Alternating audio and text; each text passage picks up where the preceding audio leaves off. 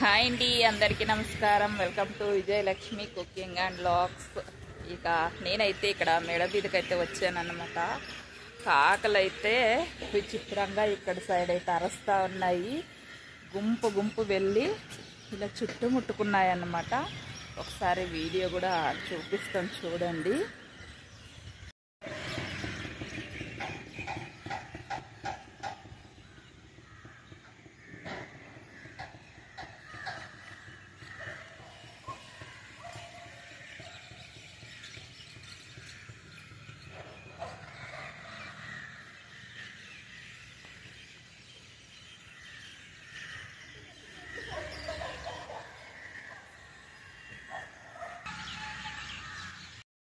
చూసినారు కదా ఎంత బాగుందో. ఇక్కడ డైరెక్ట్ చూస్తా అంటే చాలా బాగా అనిపించింది అనమాట. కాసేపు చాలా బాగా ఎంజాయ్ చేసాము అందరూ. ఇక చూడండి ఒకసారి మేడ మీద. ఇక నైట్ టైం అయితే చాలా బాగుంటుంది. అక్కడైతే పనులు జరుగుతూ ఉన్నాయి.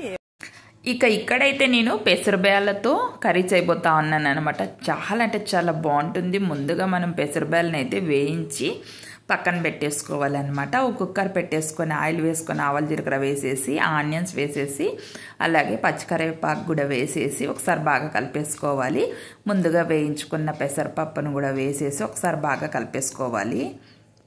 అలాగే తగినంత సాల్ట్, కారము, అలాగే పసుపు వేసేసుకొని అల్లం వెల్లుల్లి పేస్ట్ కూడా 1.5 టేబుల్ స్పూన్ వేసేసుకొని ధనియా పౌడర్ కూడా ఒక 2 టేబుల్ స్పూన్లు వేసేసుకొని ఒకసారి బాగా కలిపేసుకోండి. ఇక కాసేపు మగ్గిన తర్వాత తగినన్ని నీళ్లు వేసేసుకోండి.